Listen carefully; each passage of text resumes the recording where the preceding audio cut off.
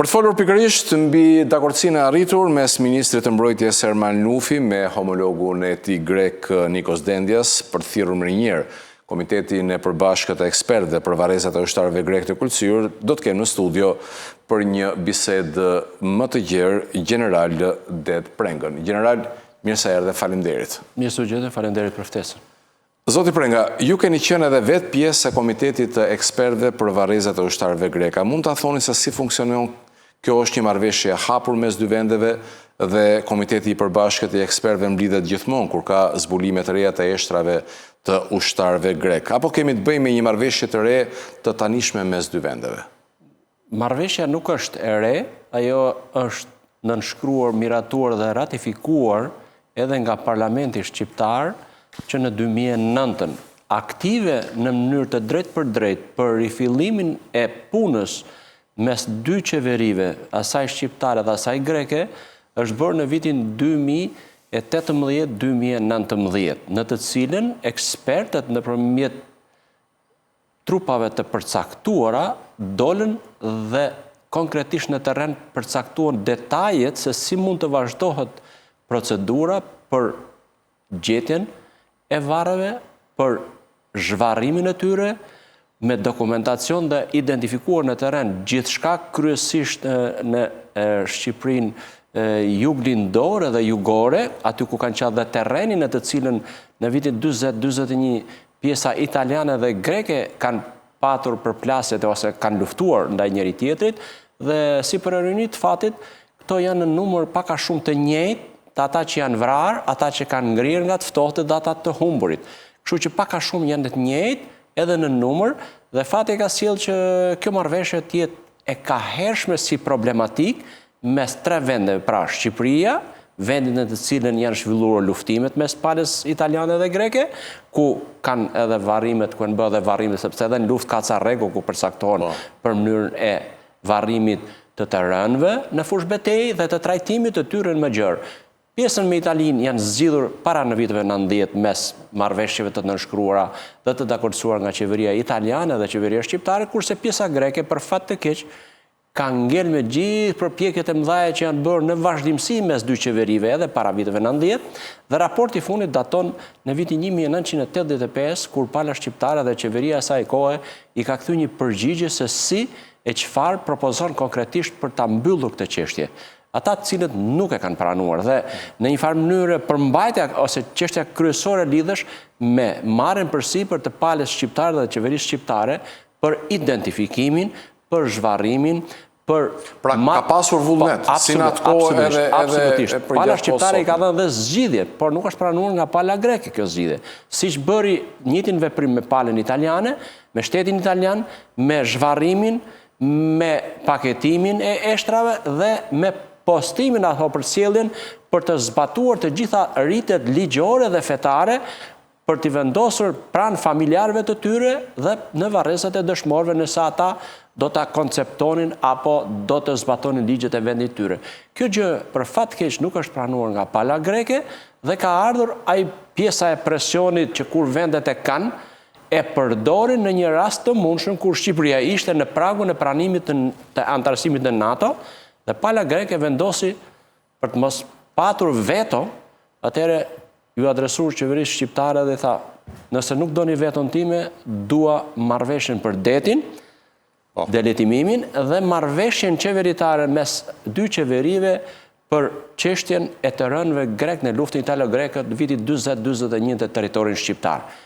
U miratuan të dyja, ajo në 2009 nëpërmjet gjykatës kushtetuese u rrëzua, dhe tashmë dihet historia e saj që me gjithë rinegocimin që u tentu të bëhet për çështjen e detit 2017-2018 nuk pati sukses mes dy vendeve, dhe tashmë edhe qeveria shqiptare ka rënë plotësisht dakord për ta përcjellë çështjen dhe për gjetur një zgjidhje nga një tret që është gjykata e Hagës ose ajo e Hamburgut, po me të njëjtin, si mund të themi, me të njëjtin status në një farë mënyrë.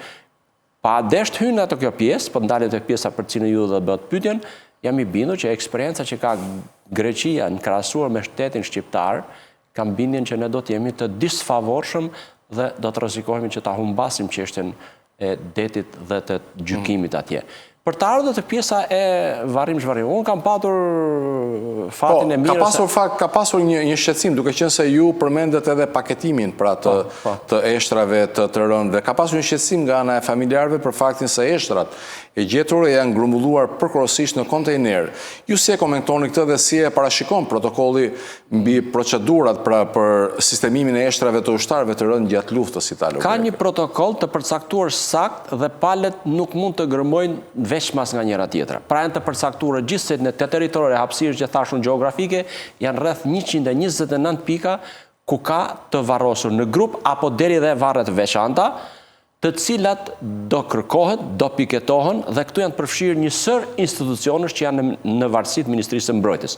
Dhe Ministria e Mbrojtjes ka qenë e para që e ka iniciuar këtë marrëveshje dhe për atë ne kemi qenë gjithmonë në krye të delegacionit. Dhe unë kam patur fatin të jem 2 radhë rresht, gjatë kohës që kam qenë aktiv, si gjatë kohës që isha komandant i komandës doktrinë së servitjes, ashtu edhe detyrën e zëvendës shefit shtabit që kam kryesuar delegacionin shqiptar, ndërqeveritar, si në Athinë, ashtu dhe në Tiranë, për të diskutuar jo marrëveshjen, por procedurat teknike të zbatimit të marrëveshjes, pasi marrëveshja është e miratuar, e ratifikuar dhe ngelet vetëm thjesht dhe vetëm realizimi dhe procedura teknike se si mund të bëhet ajo në mënyrë më të mirë, pa cënuar respektivisht ligjet e vendit dhe shtetit shqiptar, ashtu edhe ato të Greqisë për sa i përket respektimit të protokollit siç ju thanë. Dhe për këtë arsye, intensivisht pas është bërë takimi në Athinë dhe në Tiranë, kanë rënë pjesa protokollit dhe procedurave teknike, është rënë dakord se si do të veprohet me grupe dhe ku do të fillohet së pari.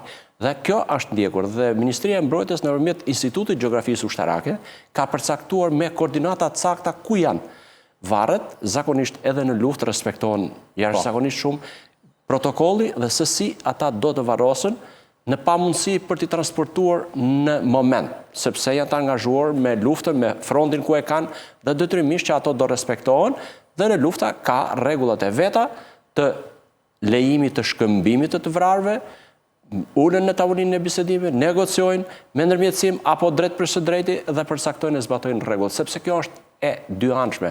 Të dy palët në konflikt do kenë të vrarë. Nuk ka më të planifikosh një konflikt apo një luftë që nuk do të ketë humbje. Natyrisht që do ketë. Dhe në këto kushte është një sektor i tërë që merret me këtë problematik. Dhe ka në varësi persona teknik të specializuar, të cilët do të paraqesen dhe kjo është zbatuar dhe ka filluar gërmimet dhe në çdo varrosje që bëhet. Pra ka një hartë zonave ku dyshohet se ndodhen pra këto janë përcaktuar, jo dyshohet, janë të sakta. 129 pikat të identifikuara janë të sakta. Për sa i përket vend varrimeve të tyre deri edhe një person. Dhe secili ka një medaljon ose shenjë dalluese personale me hieroglif ose shkronja ose numra, të cilët janë të regjistruar për çdo ushtarak, qoftë dhe civil kur futet në forcat e armatosura, dhe ajo një pjesë, një kopje saj mbahet në arkiv dhe një kopje i vjet secilit ushtar në qafë për t'u identifikuar. Dhe ajo kujdesen të gjithë që të ketë një shenjë dalluese dhe kjo është shenjë dalluese. Ndodhet që nuk mund ta ketë atë shenjë dalluese. Ka, sepse i kanë marrë civil duke përshpejtuar situatën, ndoshta nuk i kanë marrë. Atëherë edhe ata kanë një shenjë dalluese, sepse nuk mund të jetë uniforma e ushtarit italian në njëjtë me uniformën e ushtarit grek. Dhe ka ca gjëra të cilat me gjithë kalimin e viteve nuk treten. Pra siç janë rezistojnë. Po, rezistojnë dhe mbi bazën e tyre, bazën e grupeve gërmohet dhe ekspertët janë prezent dhe shikojnë gjatë punës që bëhet dhe identifikohet dhe mahet një formular dhe plotësohet i tillë për të mos bërë asnjë gabim. Për ato që dyshohet, atëherë këta mahen, siç thatë ju në kontinjer, dhe kërkohet analiza e ADN-s. Analiza e ADN-s është ajo që përcakton sakt e mos të bën lehtësi siç janë bërë kur fillun ato gërmimet në Kosin, mos gabohem, që fillun të varrosurit e fshatet aty dhe t'i quajnë sikur janë grekër dhe krijojnë probleme, konflikte të panevojshme, nëse nuk zbatohet protokolli. Tashmë Covidi që është arsyeja që u ndërpre pjesa e vazhdimit të punës në terren. Dhe pas asaj periudhe, tani më, ai ministri i mbrojtjes Dentias që kjo është arsyeja që u mbajt peng për 7 vite ky proces? Kjo absolutisht ka qenë ndërpre për Covidin dhe pastaj për të riaktivizuar kërkohet edhe një herë mbledhja e komitetit teknik ndërshtetëror që kryetari i saj caktohet në Shqipëri caktohet me urdhër të kryeministrit, me vendim pra të kryeministrit, dhe e udhëheq pjesa më e madhe janë e Ministrisë për Evropën dhe Punët e Jashtme, sepse ata i njohin pjesën e protokollit të marrëdhënieve mes palëve, të marrëveshjeve ndërshtetërore dhe të nënshkrimit të tyre. Ka edhe ekspertë, siç u thash, sepse kryesimin e ka marrë gjithmonë Ministria e Mbrojtjes, sepse kësuar është e përcaktuar me ligj që kush e inicon një draft marrëveshje apo një draft ligj, ai do të jetë edhe në krye të delegacionit për pjesën teknike dhe të zbatimit të saj në kohët që vijojnë. Të të bëj dhe një pyetje të fundit, ka nga ata që e shohin zgjerimin e varrezave si çështje sensitive për opinionin publik shqiptar. Si duhet garantuar që ky proces të mos perceptohet si cënimi i sovranitetit? Territorët realisht, ata i kanë marrë me vendim dhe ka vend për të diskutuar për para se të bëhet marrëveshja, për para se të nënshkruhet marrëveshja. Masi nënshkruhet marrëveshja, unë mendoj se nuk ka vend më për të diskutuar. Të pak ata kanë kërkuar, nga 129 pika kanë kërkuar vende rivarrimi edhe shumë të tjera. Por që pala shqiptare ju ka miratuar vetëm 2, pra një në Drobëll dhe një në Këlqyr. Dhe aty është caktuar dhe një datë peligrinazhi zyrtar, që është data 28 tetor. Që pala greke, që shpesh nuk ka kaluar për fat keq pa incidente, pala greke ka të drejtë të organizojë dhe ceremoninë zyrtare dhe peligrinazhin në këto 2 vend varrime. Ka problematika dhe do ketë, ndjershmëria është e lartë, natyrisht, dhe unë nuk mund të paragjykoj një vendim qeverie dhe një marrëveshje nënshkruar tashmë që ka ngel thjesht dhe vetëm për të zbatuar në hapa të ndryshëm kohor se cila ka qenë. Kjo është përgjegjësi e qeverisë shqiptare cila do qoftë dhe e grupeve teknike që i paraqesin modalitetet që të zbatohet ose mos zbatohet. General, edhe diçka të fundit përpara se të falenderoj, ligji i luftës a qëndron realisht, shkurtimisht do doja nëse mundesh. Që ligji i luftës është realisht në fuqi. Mënyra se si pala greke e mban në fuqi është, po thosha totalisht dhe pa frikë fare, është pa aftësi e të dyja palëve, sidomos në aspektin politiko-diplomatik të marrëdhënieve me Greqinë dhe e marrjes së iniciativës nga ndonjë shtet tjetër, pasi ne kemi 17 vjet tashmë që jemi në një aleancë të përbashkët. Nuk ka asnjë lloj kuptimi. Por pas kësaj qëndron për fat keq ajo pjesa që ata e kanë frikë, pjesa e kthimit në pronat e tyre të shqiptarëve në territoret greke dhe e pronave që ata kanë atje. Dhe është një kosto relativisht e lartë. Por po të ketë dëshirë, po të ketë vullnet të ulen palët në të negociata me ndërmjetësim apo në mënyrë të drejt për drejt, gjithmonë mund të gjendet një zgjidhje. General Prenga, falenderoj shumë që ishe në studio, kënaqësi që të kisha në këtë bisedë. Faleminderit.